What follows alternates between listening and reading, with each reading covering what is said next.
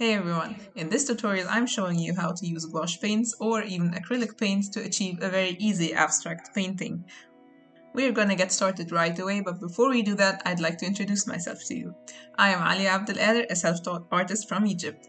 I teach tutorials on acrylic painting as well as gouache and really just mixed media in general. I try to share my expertise that I gathered in several years of painting. I sell original paintings as well as prints over on my Instagram page, so make sure you follow me over there for the details. And my final goal is to inspire you on a daily basis to always connect to your artistic side. And now let's get back to the video. Starting off with my mid-tones, or rather darker tones, I drew some very organic shapes in the background, as you can see.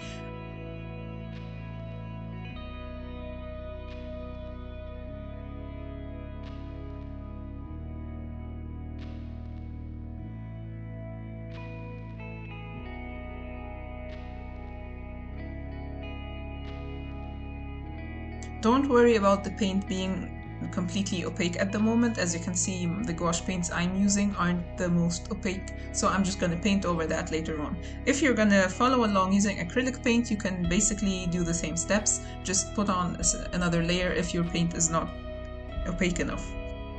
Otherwise, you can just follow along the exact same steps, as we know that gouache and acrylic paints are pretty similar.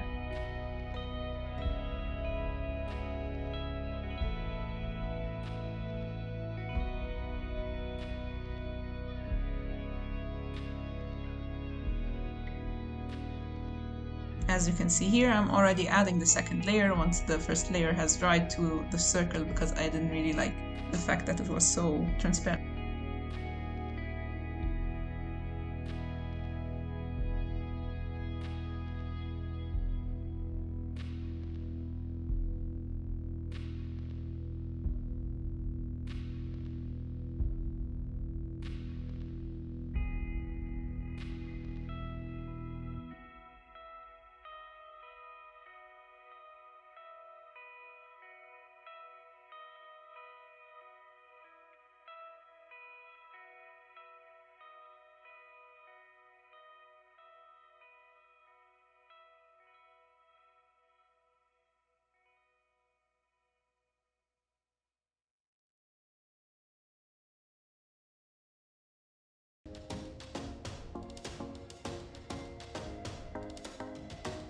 Once I had my background shapes all in place, I picked the lighter color, which was this creamy white-ish shade, and I started painting some branches and leaves. You can pick any other motive if you'd rather go with that, and I actually wait till the background is completely dry.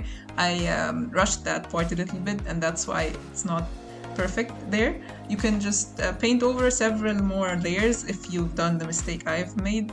And it's gonna be just fine as well, but why go through that hassle if you can just wait till it dries?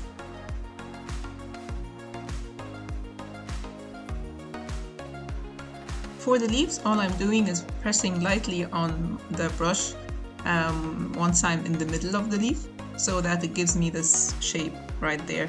You can practice it on a separate sheet of paper several times before you come back to your actual painting.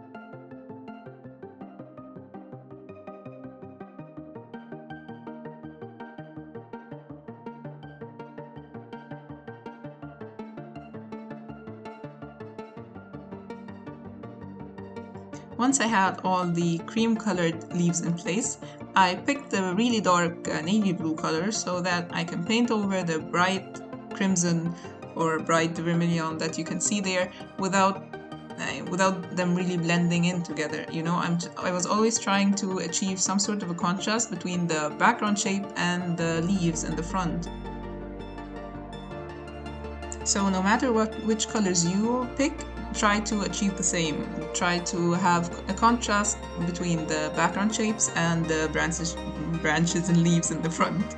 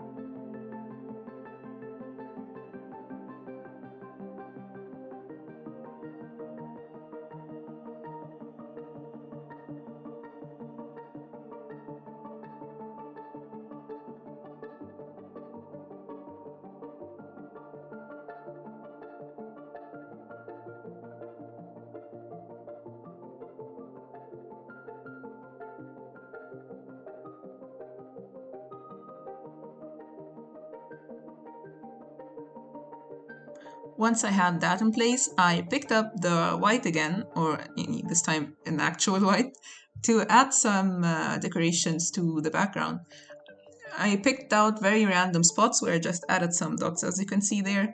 Later on, you'll see me pick up a black permanent marker to add some lines in the background as well. You can really just do whatever you want with this. You can just play along and see what works for you with your piece. I find this approach to be very relaxing actually, because this kind of a painting, it doesn't really require much planning up front, so you can really just sit there and relax while just painting.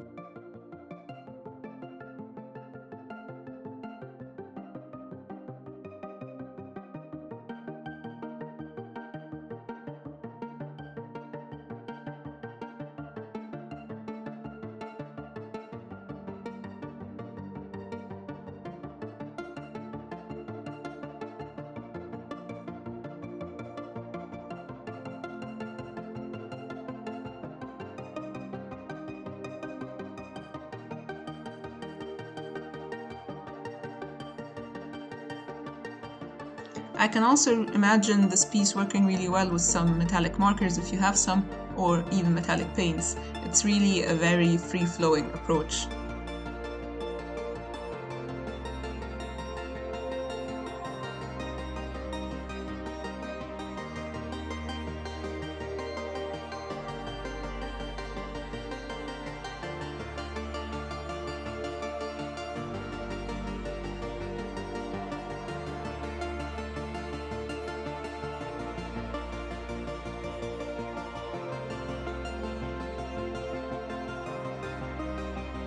Once you're all done, don't forget to sign your piece and remove the tape that we had placed on the corners at the beginning so that the paper stays stretched while you work with your wet mediums on top of it.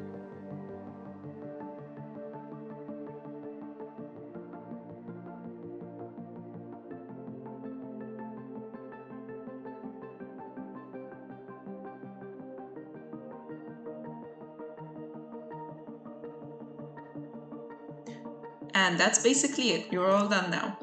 I hope you enjoyed this short tutorial, and let me know in the comments below if you prefer these short versions of paintings or rather a bigger piece where you can have the full-length tutorial.